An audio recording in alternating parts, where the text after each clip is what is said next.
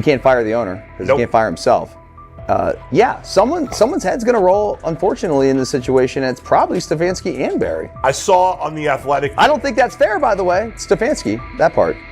I agree. I was saying the other day on my podcast that Barry should be fired. And I said I wouldn't fire Stefanski, but a couple of people made the point of saying, well, if you fire the GM, you got to give him a chance to hire his own coach, which is fair. That's true. Mm-hmm. So I would fire Barry. I would hire a new GM.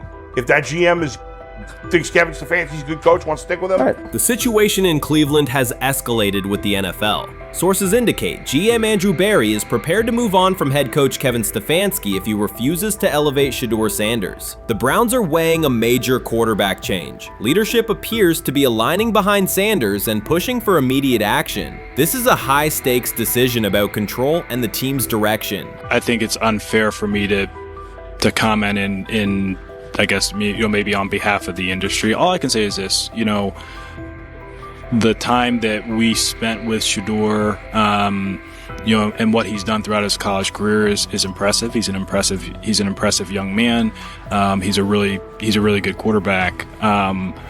Sometimes, fit comes into play. And I'd also say this, there are 4 more rounds of the draft. And then maybe lastly, it's less about where you get picked and what you do after you get picked. That's really the most important thing. Getting to know him over the course of the spring, he has a ton of resolve. Andrew Barry appears to be at a breaking point. Pressure from fans and within the organization to play Shedeur Sanders is intensifying. Barry is pushing for a move towards Sanders, while head coach Kevin Stefanski remains cautious about altering the depth chart. The divide is clear. One side wants acceleration, the other a measured rollout. The organization is under heavy scrutiny, and the focus has shifted to when, not if, Sanders sees the field. Has the 4th highest odds of any head coach this season to be fired. He's clearly on the hot seat. It's been a discussion for really a couple of years now, dating back to last season's 3-win season. And he's always had kind of hot and cold seasons. And now the sports books are saying he's 4th on the list. Number 1 is Mike McDaniel of the Miami Dolphins, Brian Dable of the Giants at 2, Shane Steichen at 3, and there is Kevin Stefanski plus 650 to be fired. This has moved beyond tension to outright stubbornness. Rather than elevating Shedeur Sanders, the staff has chosen Dillon Gabriel. The current depth chart looks less like a forward plan and more like resistance to change. Fans have been clear about who they expect to see, yet the organization keeps delaying. Every week without a real evaluation of Sanders slows development and blurs accountability. Cleveland is choosing a conservative approach when a decisive decision is needed, sending a message of uncertainty to both the locker room and the city. Now being the 3rd-string quarterback for the Cleveland Browns, was that so much was made out of unbelievable. He actually made the team as the 3rd-string quarterback. Like that was a big deal. Like that was somewhat of a surprise to a lot of people. He should have been the first pick in the draft. Kevin Stefanski appears to be doubling down to validate his approach. Despite sustained demand from Browns fans to see Shedeur Sanders reflected in chants, merchandise, and constant discussion, he continues to keep Dillon Gabriel in front on the depth chart. The decision functions as an assertion of control rather than a response to momentum. Even with clear signals from the fan base, Stefanski is staying with Gabriel and delaying a full evaluation of Sanders. It is a deliberate choice to maintain his plan and pacing, not to accelerate change. Cleveland is prioritizing continuity over recalibration, keeping any transition to Sanders on hold. But yeah, I mean, the Browns are in a tough spot. They have wasted. You traded a ton of high draft capital to get Deshaun Watson. You've gotten nothing out of Deshaun Watson and missed an opportunity. Like, who knows who they would have drafted. Now, maybe they would have screwed up those picks and the Browns would still be in bad shape. Andrew Berry is likely frustrated watching Dillon Gabriel default to conservative throws while the offense stalls. From a football perspective, this appears to be the hill Kevin Stefanski is choosing to stand on. Keeping Gabriel ahead of Shedeur Sanders has limited the unit's explosiveness and prevented a full evaluation of a higher ceiling option. Drives end quickly, field position flips, and momentum is lost while Sanders remains on the sideline. Fan patience is wearing thin. Each ineffective series intensifies criticism and shifts scrutiny toward the coaching staff's criteria for the depth chart. With every additional snap for Gabriel, the decision reads less like an open competition and more like rigid adherence to a plan that isn't producing results. The optics are clear. A dynamic quarterback sits while a cautious approach keeps the offense in neutral. If this continues, accountability questions will grow inside and outside the building. What performance benchmarks keep Gabriel ahead of Sanders? When will Sanders receive first-team reps in live situations to allow a fair comparison? The front office must decide whether to preserve continuity or pivot toward a timely assessment of Sanders. The longer the current approach stays in place, the more it signals stubbornness rather than adaptation, and the more pressure mounts to realign the plan with on-field output. I honestly see it happening if the Browns lose a bunch of games. Like if they get 5 wins or less, I see the report coming out now that Stefanski will be fired. I don't want it to happen. I want the Browns to be good, win a bunch of games. I think that they're going to be a team that is slept on and can at least get 7 wins, which is why if they don't, I see Stefanski getting all the blame for that, and there'll be a new coach in Cleveland. Because their players, to me, are there once again.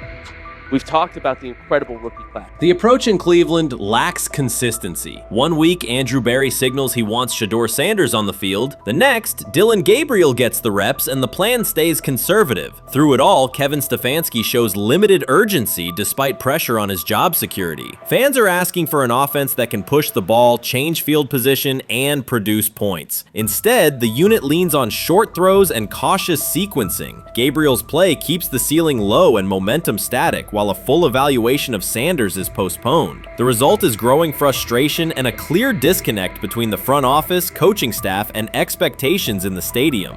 The NFL tried to teach him and his father a lesson. You don't act like that. You don't talk like that before a draft. We'll show you how our game is played. We will watch you plummet all the way. I think he would have gone undrafted except for that owner in Cleveland. And he is the key to everything because he is something of an against-the-grain maverick owner. He's kind of a wannabe Jerry. Fan speculation is growing. Some believe Kevin Stefanski lacks confidence in Shedeur Sanders. Others think he's prioritizing Dillon Gabriel for reasons unrelated to performance. A more extreme view claims Stefanski is manipulating outcomes to secure a buyout. Whatever the motive, the risk is clear. This approach is straining his relationship with GM Andrew Berry and alienating the fan base. Pressure is rising, Berry's patience is running out, and supporters have shifted from requests to demands. If the current plan continues, calls for a change in quarterback and accountability will intensify. Honestly, guys notice it more when you're out winning games, right? If Cleveland starts off in a bad start, they're not doing well, and all of a sudden Shedeur or Dillon Gabriel are doing well in 7-on-7. They're throwing dimes. In practice drills, the number one defense can't stop them. People take notice of that, and the more that the players see it, then the comments start happening over the lunch table. They start happening throughout the building, and that's when the pressure really will get severe. The Cleveland Browns were focused on resolving their quarterback situation until Jason Kelce made pointed comments that triggered a strong reaction from ownership. The response inside the organization was immediate and intense. What exactly did Kelce say that has the dog pound on edge and the front office under pressure? We've seen that miserable game by the Cleveland Browns. So they throw Joe Flacco in there, and I like Joe Flacco. He did good, but they gave him the resource of all the first-team guys. Then they throw Dylan Gabriel in there with first teams and second teams. So Dylan always is getting protected. The same thing again, they gave this scrub max protection on every play. Yeah, he completed some passes, but let's talk about his mistakes. He's still inconsistent with his throws, but he at least had max protection. The Cleveland Browns continue to be defined by inconsistency and avoidable setbacks. Even as fans hoped the organization had turned a corner, Jason Kelce, fresh off retirement, offered a direct critique that reignited doubts about the team's direction. His remarks implied the franchise's structure and decision-making remain unstable and recent progress may not hold. The takeaway for leadership is straightforward. Identify core issues, align on a coherent plan, and execute with discipline. For supporters, it's another sign that the problems run deeper than a single season. They throw Shedeur Sanders in there with the lowest cab drivers you couldn't even get on 5th Street. And I'm pissed off, bro, because the play calling was abysmal. Look, even if you don't like Shedeur didn't even get a chance to be trash. Even if you think Shedeur is garbage, he didn't even get a chance to be garbage. That's how awful the offensive line was. Kevin Stefanski still doesn't want to give Shedeur second strings and first strings reps. Why is that? Browns ownership's response shifted from measured to urgent. The pattern is familiar in Cleveland. The team once treated Johnny Manziel as a franchise solution, retained Hugh Jackson for a second year despite results, and invested heavily in Deshaun Watson through a costly trade and contract. These decisions reflect aggressive but poorly aligned planning. The outcome has been continued instability instead of sustained progress. That this was the guy that they wanted to start. He's seasoned, he's experienced, he still has a big-time arm, even at his age, and they open with the Cincinnati Bengals. They wanted that experienced guy. He was always going to be the guy. They were not going to start Dylan Gabriel or Shedeur Sanders in week 1. Kenny Pickett had a hamstring injury. It makes it easy to go with Joe Flacco. And the question isn't and wasn't going to be who's the starter in Cleveland. The question is, who's going to be the backup in Cleveland? Who's going to be the number 2 quarterback when they open the season against these Bengals? Fans still show up season after season, expecting improvement and bracing for setbacks. The usual pattern has been early optimism followed by a gradual collapse. But last season was different. For a sustained stretch, the Browns looked organized and competitive, resembling a functioning team. Couple days, 3 days until roster cutdowns, how do you feel about that? Do you feel like you belong here on this team?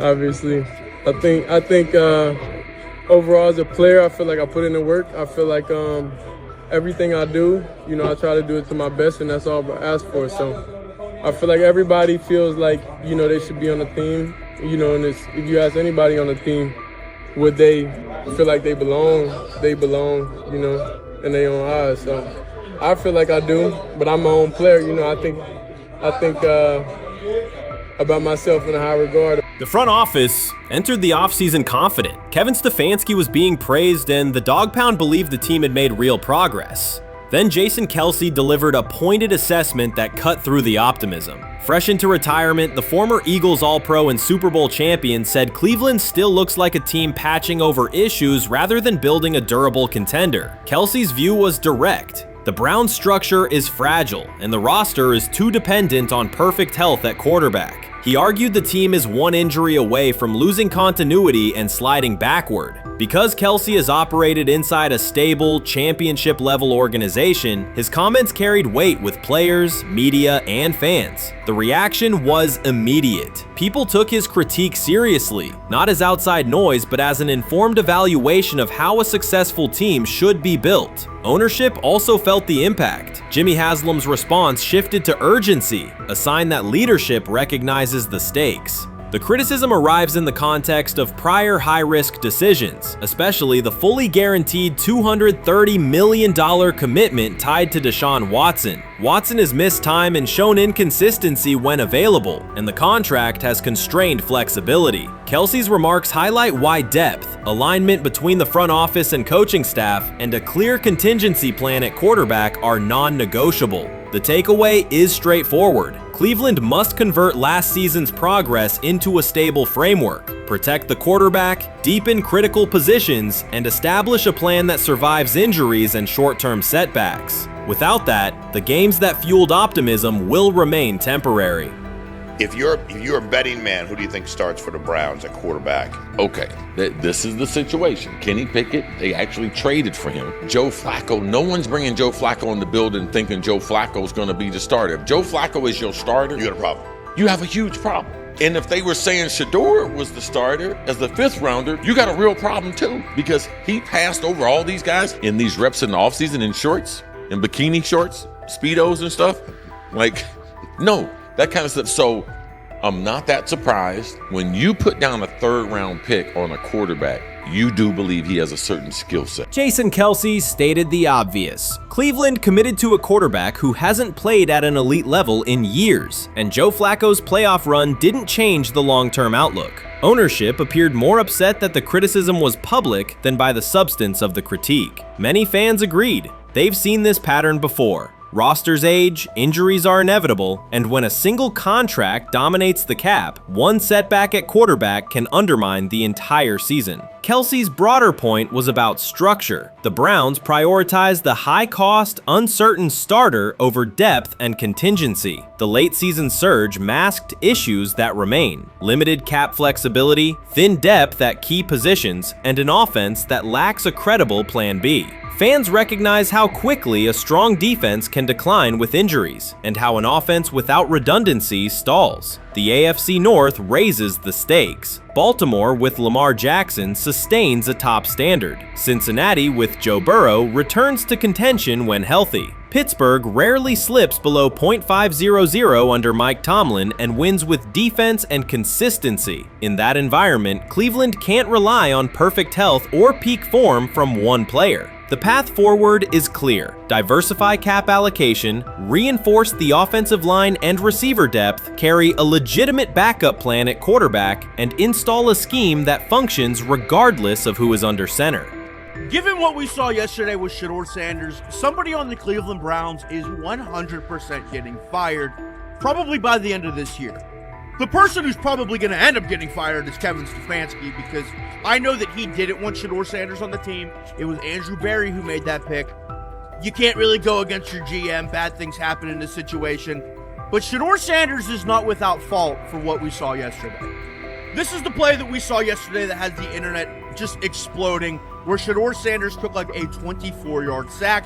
Half of the internet is saying that this is all Kevin Stefanski's fault. Cleveland showed progress last season, but the underlying concerns remain. Jason Kelce highlighted them directly. The Browns' long-term plan is fragile, cap-constrained, and overly dependent on perfect health at quarterback. His comments focused attention on structural issues, roster depth, continuity in coaching, and a sustainable offensive approach, rather than a single hot streak. That criticism resonated because it reflected what many around the league already see. Ownership's reaction underscored the sensitivity. Jimmy Haslam has presided over frequent coaching and quarterback changes, and external scrutiny carries weight when it comes from a respected veteran with championship experience. Kelce's remarks reinforce that last year's Joe Flacco stretch was a short-term solution, not a foundation. The team still needs a durable plan that can withstand injuries and inconsistency. The practical takeaway is clear: stabilize the system, diversify cap usage, and build depth at key positions so the offense functions regardless of who is under center. That includes a coherent development pathway for younger talent such as Shedeur Sanders, with defined practice reps, protection, and scheme alignment. Kelce didn't say anything outrageous. He articulated the gap between a brief surge and a credible long-term contender. I have the faith of a mustard seed.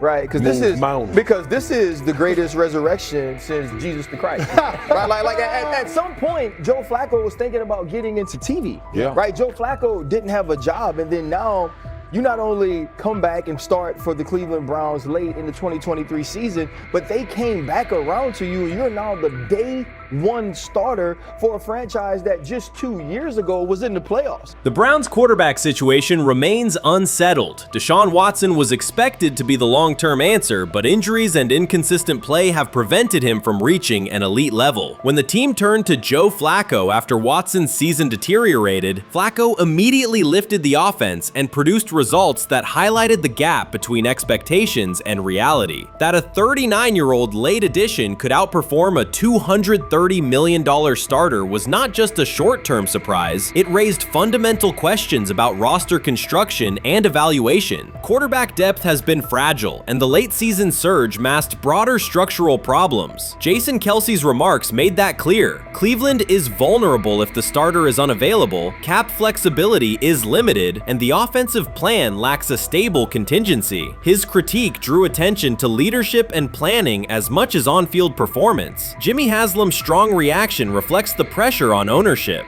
The organization has promoted a message of stability and progress, but Kelce's assessment suggested those gains are not yet durable. The path forward requires a realistic approach to the cap, a credible backup plan at quarterback, and a system that holds up regardless of personnel. Watson says he has been mentoring Shedeur Sanders at the quarterback position.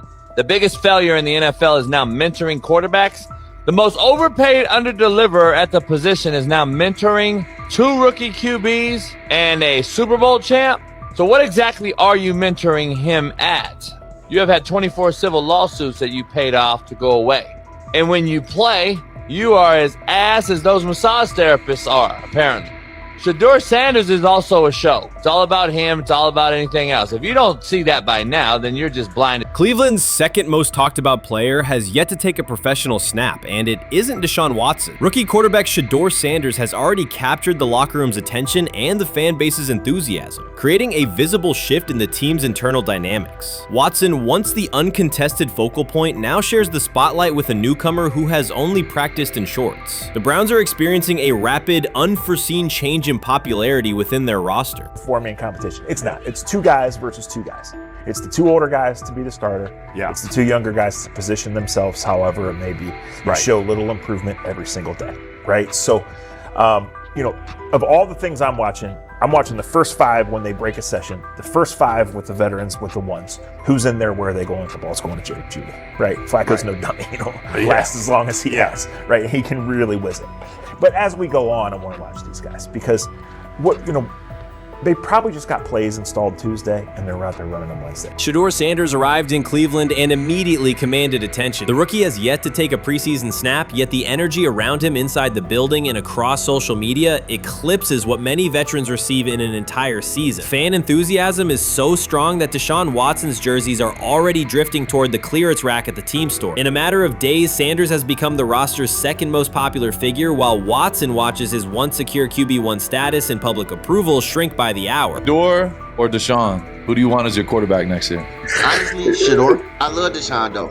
Like, I don't understand all the hate for Deshaun. You get hurt and you get booed, bro. That's foul. That might be the foulest I ever seen. The Browns' social media staff posted a single candid photo of rookie quarterback Shedeur Sanders releasing a warm-up throw, and the response was immediate and overwhelming. Fans saturated timelines with edits of themselves alongside him, while Deshaun Watson's routine practice reps drew comparatively little notice. Although an official Sanders jersey has not been released, unauthorized versions are already moving at a pace that exceeds merchandise sales for several other AFC North teams. The surge in interest marks one of the most intense fan reactions Cleveland has experienced in recent memory. The excitement surrounding Shedeur also triggers a wave of criticism. Veteran analysts, anchored in a 1980s mindset, question whether his style will translate into lasting success. They focus on his NIL earnings, social media presence, and visible confidence, arguing that the image overshadows substance. To them, outward self-assurance appears to be a distraction rather than a competitive asset. Even a simple smile or brief display of personality is cited as evidence that he lacks the measured discipline they expect from a starting quarterback. Critics claim Shedeur Sanders is notable only because of his father, overlooking the performance he delivered at Colorado. Many of those same observers ignored the Buffaloes until Deion Sanders made national headlines, yet they now question whether his son has earned the attention. They want rookies to keep quiet, carry clipboards, and wait 2 seasons before challenging for a starting role. Sanders is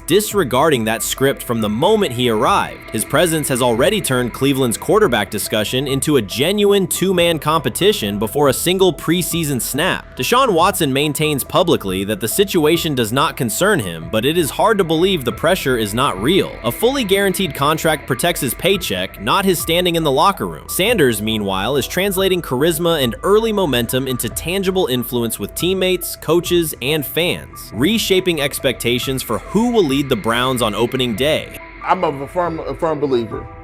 If I wanted Shedeur Sanders at 2, at worst at 33, of course I already think that he's better than other quarterbacks. Because that's the type of talent, that's where I would have picked him at.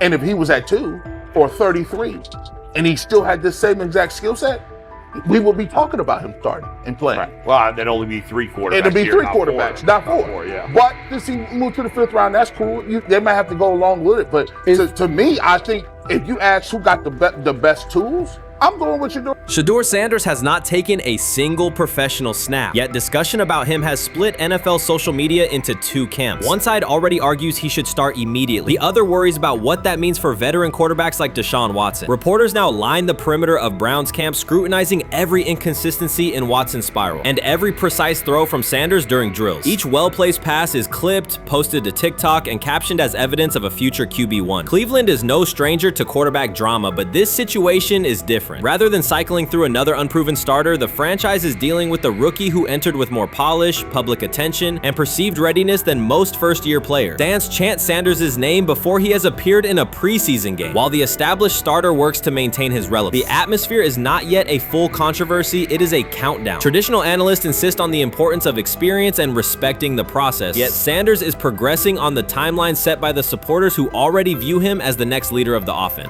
The 2025 NFL Draft was expected to be Shedeur Sanders' moment. Many projected him as a top 10 talent and a headline quarterback in one of the most discussed college football storylines in years. Instead of walking across the stage on the first night, he waited through 3 days without a call. There was no celebration, only silence. When the phone finally rang at pick no 144 in the 5th round, it was the Cleveland Browns. With that selection, the financial outlook changed dramatically. The Sanders family believes this was not a typical draft slide, but the result of coordinated action. They are pursuing a $100 million lawsuit alleging collusion across parts of the league.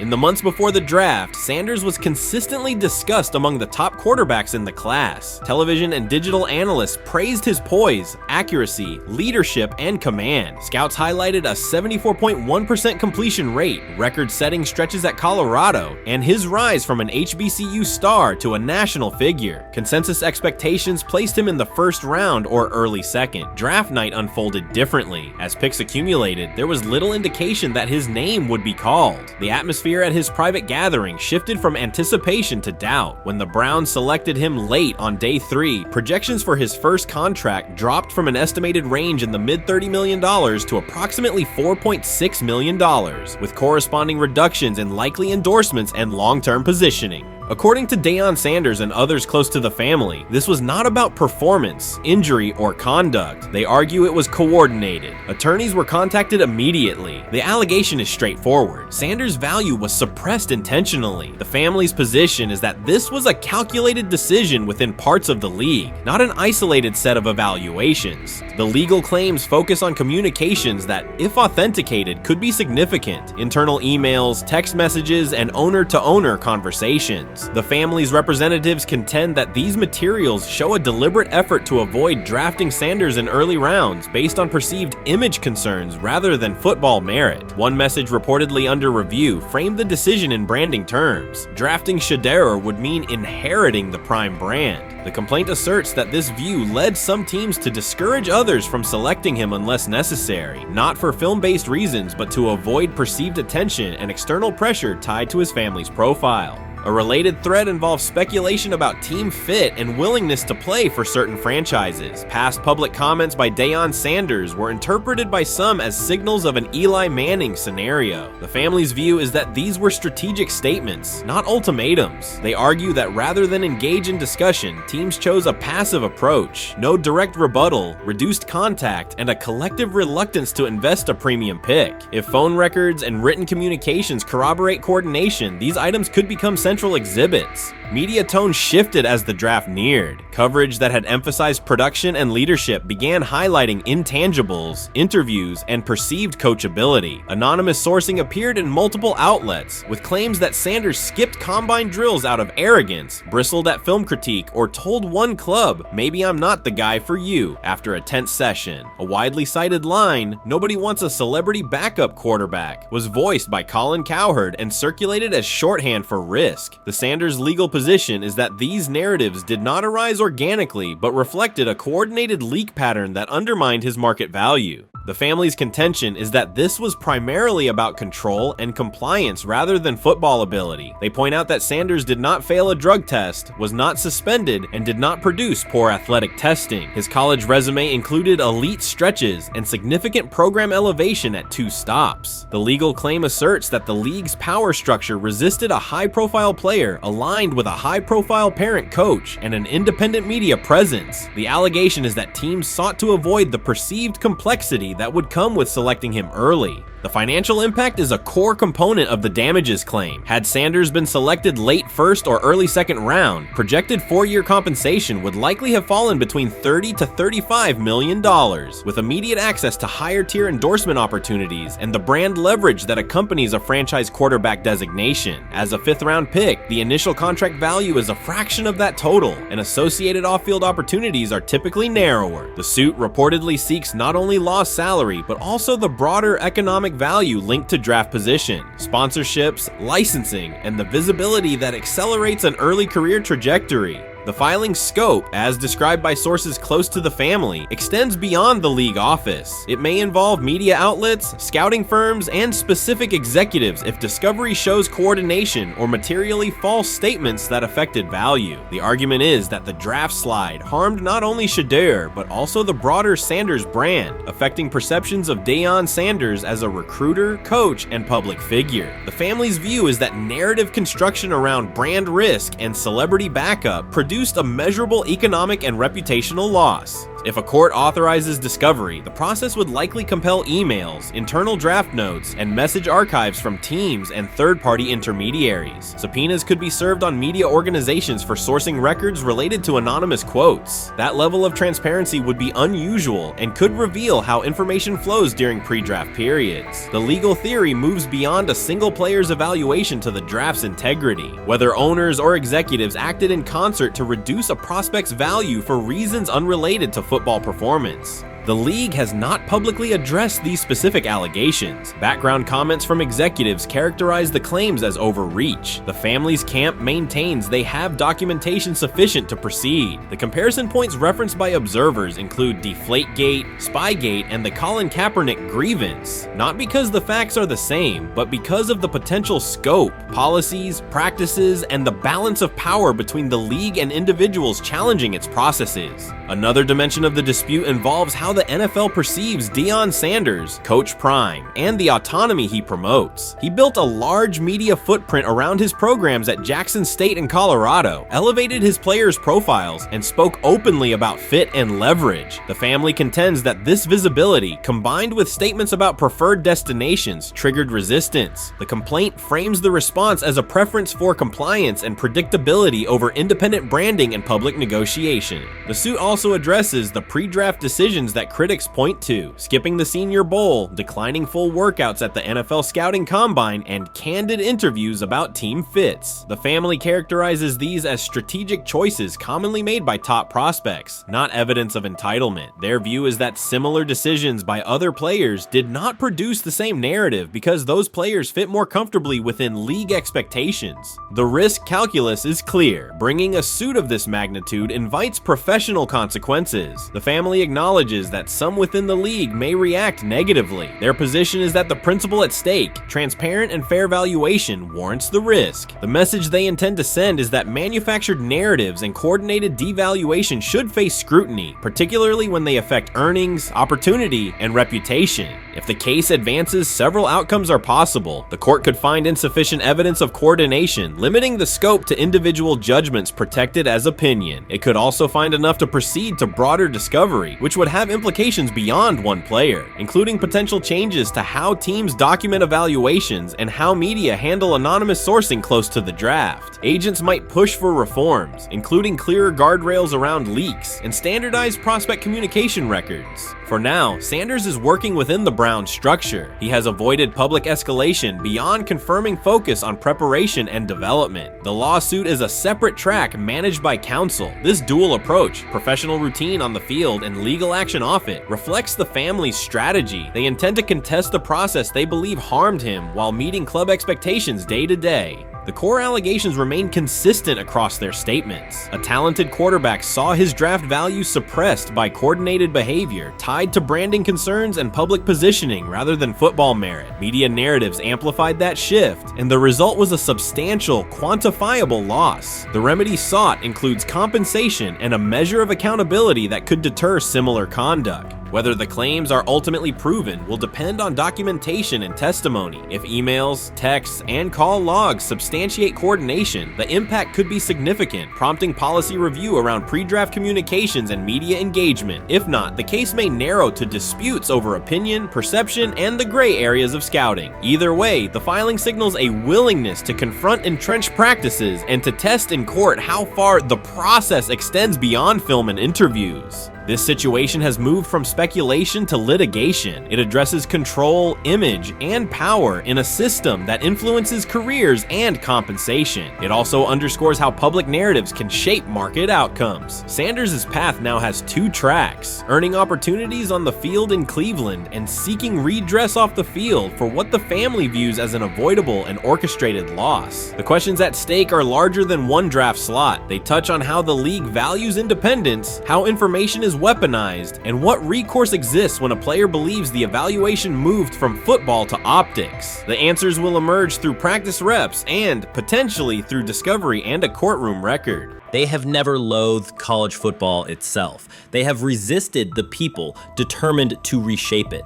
When Deion Sanders, black, direct, unapologetic, walks into a room of power brokers and speaks with authority instead of deference, critics recoil. During his playing days, they complained about celebrations and gold chains. Now that he is a head coach, mentor, and father, they label him something more polite, but just as dismissive: a problem.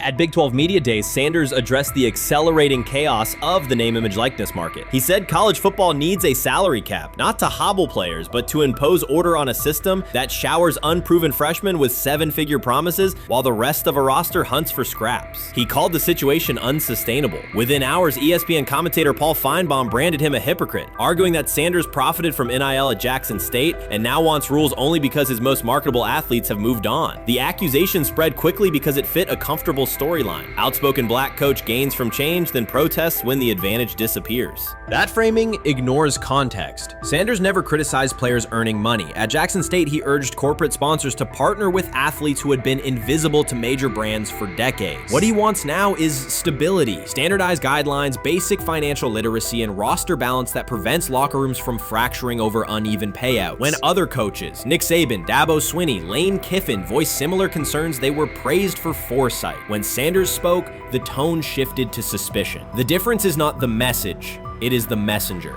Feinbaum's response followed a familiar script. When black leaders question the structure of the sport, their motives are interrogated, their credibility attacked, and their competence doubted. He did not level the same charge at Jimbo Fisher when Fisher complained that NIL disturbed recruiting. He stayed silent when Kiffin lamented the transfer portal. But Sanders, who raised enrollment and television ratings at Jackson State, brought unprecedented attention to Colorado in one season and consistently mentors players beyond football, was called opportunistic. Feinbaum dismissed the cultural impact Sanders created: the exposure for historically black colleges, the draft picks developed, the infrastructure improved, reducing his work to a marketing stunt dependent on star sons Shedeur and Shiloh or two-way standout Travis Hunter. Sanders did not retaliate. He returned to practice, media obligations, and recruiting. His confidence is rooted in faith and in the responsibility he feels toward young athletes whose lives will extend decades beyond their highlight clips. When he asks for NIL boundaries, he is thinking about freshmen handed large sums without guidance, families unprepared for sudden wealth, and programs that abandon kids once production stalls. He has watched that cycle from the inside. He wants protections, not restrictions. Critics predicted Colorado would fade once Shedeur and Hunter leave. Instead, Sanders signed blue-chip quarterback G.J. Lewis and a wave of transfers eager to join a program that values personal growth as much as on-field wins. Recruits see a coach who challenges the status quo, who places black culture at the program's center without apology, and who will remain visible when social media buzz cools. They recognize that Sanders does not chase attention, attention follows his results. Media outlets reduced the upcoming Buffaloes season to a win total prop. 6 victories, give or take. Sanders is playing a longer game. He wants to show young athletes, especially black athletes, that they can lead authentically, speak with conviction, and refuse to shrink for access. Success measured only by the scoreboard misses the point. If Sanders builds men who graduate with financial literacy, self-confidence, and community awareness, he will consider the mission successful, even if Colorado finishes with 5 wins instead of 10. None of that registers with commentators invested in an older hierarchy. For them, leadership should remain predictable, reserved posture, muted tone, minimal cultural expression. Sanders contradicts that image. The possibility that his methods could spread to other coaches, to other programs, threatens a model that has kept decision-making and revenue streams concentrated for generations. So the debate is not about hypocrisy or payroll ceilings. It is about control of the narrative and who is deemed qualified to write it. Sanders refuses to surrender that authority. He knows order is necessary. He also knows whose voices have been ignored whenever real reform is discussed. By speaking plainly, he forces television panels, athletic directors, and conference commissioners to confront issues they would rather defer: financial education, equitable resource distribution, and consistent national standards. Whether Colorado exceeds betting lines this fall will not change the trajectory Sanders has already set. He made Boulder relevant, energized recruiting beyond traditional power corridors, and broadened college football's cultural reach. That influence will persist long after social media debates cool. If his call for NIL structure eventually becomes policy, as the NCAA and Congress now contemplate, Feinbaum's soundbite will fade while Sanders' imprint endures. In the end, accusations of hypocrisy say more about the accuser than the coach. Sanders has remained consistent: empower athletes, hold adults accountable, and inject stability before unchecked money corrodes the locker room. The people who stand to lose clout in that environment prefer the chaos they can manipulate. Sanders prefers a system that nurtures the players who make the sport worth watching. His advocacy is rooted in experience, not self-interest, and his critics will have to decide whether to engage with that reality or keep shouting from the sidelines. Chris Carter's televised assessment of Shedeur Sanders triggered immediate pushback from Cleveland fans, local media, and even several Browns veterans. Carter dismissed Sanders, a 5th-round pick, as unprepared to start and framed the growing interest around him as purely a byproduct of surname recognition. Since that segment aired, practice reports have told a very different story. Observers inside the Browns facility describe a rookie quarterback who is closing the gap on Kenny Pickett and Dillon Gabriel with surprising speed. Sanders first turned heads in rookie minicamp by directing the huddle with a calm that belied his inexperience. Position coaches reported that he rarely repeated mental errors during installation periods, a trait they rank highly when grading young quarterbacks. In organized team activities, he showed consistent timing on intermediate routes, kept turnover numbers low in 7-on-7 periods, and demonstrated early command of Kevin Stefanski's protection calls. That steady execution earned him a handful of first-team snaps, reps that would ordinarily have belonged to Pickett by default.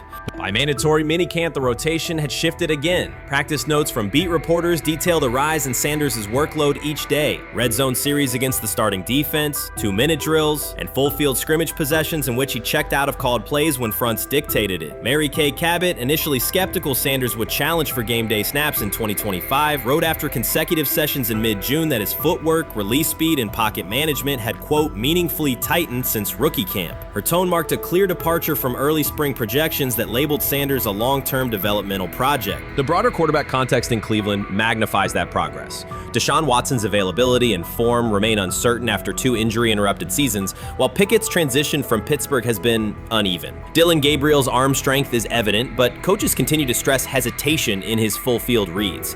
Against that backdrop, Sanders' quick decision-making and mechanical efficiency have begun to look less like a pleasant surprise and more like the roster's most reliable short-term plan. Inside the locker room, acceptance has followed performance. Wide receivers cite Sanders' ball placement on outbreaking routes, noting that the ball routinely arrives on the upfield shoulder, a small but essential detail that allows for yards after the catch. Offensive linemen appreciate his pocket awareness. Joel Bitonio remarked privately that Sanders slides up instead of bailing when edge pressure flashes. Defensive backs say his eye discipline forces them to hold coverage longer than they expected against a rookie. Such cross-positional respect develops only when day-to-day tape shows tangible improvement. The reaction to Carter's critique highlights a recurring double standard applied to young black quarterbacks. Traits celebrated as swagger or confidence in other players were labeled arrogance when associated with Sanders, yet the quarterback himself has not responded publicly. There have been no subtle social media jabs, no mention of critics and interviews, only repeated references to competing for every rep and learning from veterans. That measured approach, combined with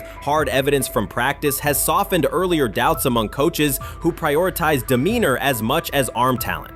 Within the coaching staff, the discussion now centers on readiness thresholds. Stefanski's scheme relies heavily on quick rhythm throws, defined reads, and disciplined pocket movement. Those requirements align with Sanders' strengths: a compact release, willingness to target the middle of the field, and instinctive timing on RPO concepts carried over from his college tape. Staffers reviewing cut-ups from joint practices note that his internal clock already approximates NFL speed, a metric they did not expect to see until mid-season at best. If that trajectory continues through preseason games, the Browns face a consequential decision. Starting a fifth-round rookie 6 weeks after training camp opens would unsettle salary cap assumptions, depth chart politics, and external perceptions of organizational stability. Yet the internal mandate remains clear: the most prepared quarterback will play. That standard places Sanders in genuine contention because every practice metric used to grade readiness, turnover ratio, red zone efficiency, third down conversion rate, has trended in his favor since early June. The organizational stakes are considerable. Cleveland has cycled through starting quarterbacks at a startling pace over the past decade, shifting from first-round investments like Baker Mayfield to high-cost gambles such as Watson, each move packaged as the long-awaited solution. A rookie chosen outside the first 100 picks ascending to the top of the depth chart would challenge long-held league assumptions about draft pedigree and opportunity. It would also validate the evaluation philosophy that prioritized Sanders' intangibles: processing speed, leadership presence, over conventional arm strength thresholds that pushed him down the draft board. Carter's televised remarks now sit awkwardly alongside daily updates from Berea. His critique relied on pre-draft labels and the presumption that a late-round passer with a famous father would need a redshirt year. Practice film contradicts that stance. Sanders checks protections at the line, manipulates safeties with shoulder fakes, and has reduced turnover-worthy throws in full-speed sessions to single digits. Statistics normally cited for veteran backups, not rookies. The longer that evidence accumulates, the more Carter's comments appear rooted in legacy bias rather than objective performance review. None of this guarantees Sanders will open the season under center. Preseason defenses test quarterbacks in ways practice cannot. Defensive coordinators will disguise pressure and boundary rotation to force late decisions. Sanders must show he can adjust protections and exploit mismatches without the benefit of a controlled environment. Yet within the Browns facility, the conversation has shifted from if he will be ready to when. Quiet confidence from Amari Cooper and other veterans suggests they believe Sanders can steady an offense searching for consistency more than highlight reel heroics. Sanders' rise also affects long-term roster calculus. If he earns the job and performs competently, Cleveland gains starter-level production on a cost-controlled rookie contract, freeing cap space allocated to other positions. That scenario could reshape roster-building strategy in a division featuring Joe Burrow and Lamar Jackson, quarterbacks whose contracts consume significant percentages of team payroll. A capable, low-cost starter would allow the Browns to reinforce their offensive line and secondary while retaining core veterans, a competitive advantage few teams enjoy. For now, the focal point remains daily improvement. Sanders continues to arrive before sunrise, reviewing the previous day's install with the quarterback coach, then staying after practice to throw on-air routes with receivers low on the depth chart. Coaches track those habits closely because consistent routine underpins performance when adversity strikes in live games. Each incremental gain strengthens the argument that readiness depends on preparation and aptitude, not draft slot. Carter's segment reminded the league how quickly assessments can become outdated when they lean on perception over evidence. Sanders' steady climb up the depth chart underscores the counterpoint. In the NFL, tape is the final arbiter. Should Sanders translate practice efficiency to preseason success, the Browns may discover that the solution to their long-standing quarterback riddle arrived quietly in the 5th round, carrying little more than confidence and a willingness to work.